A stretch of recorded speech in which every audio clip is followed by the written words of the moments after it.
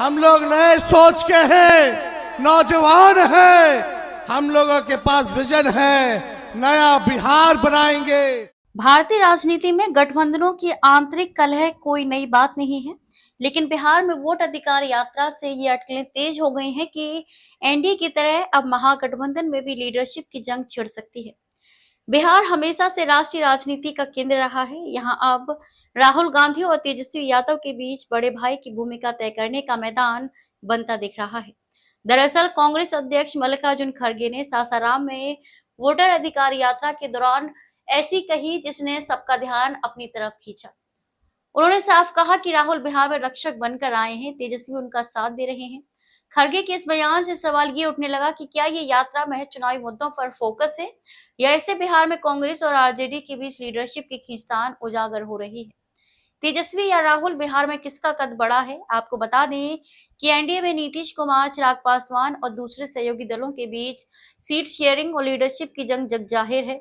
हालांकि अब यही स्थिति महागठबंधन में नजर आ रही है।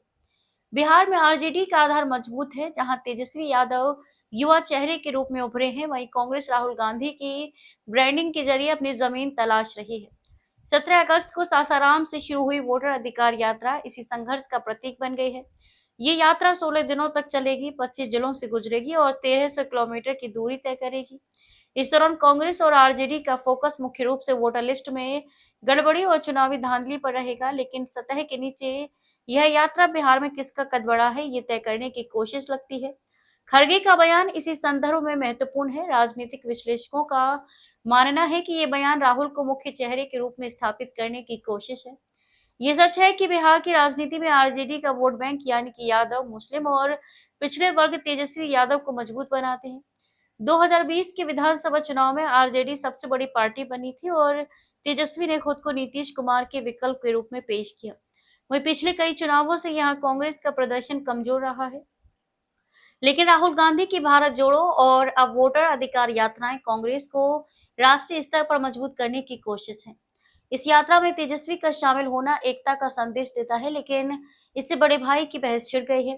तेजस्वी यादव बेरोजगारी, शिक्षा और स्वास्थ्य जैसे बिहार के स्थानीय मुद्दों पर मजबूत पकड़ रखते हैं। यात्रा के दौरान उन्होंने कहा कि ये अभियान एसआईआर के खिलाफ है। उधर राहुल गांधी की बात करें तो वह वोट चोरी, ईवीएम और जनता के अधिकार जैसे राष्ट्रीय मुद्दों पर फोकस कर रहे हैं।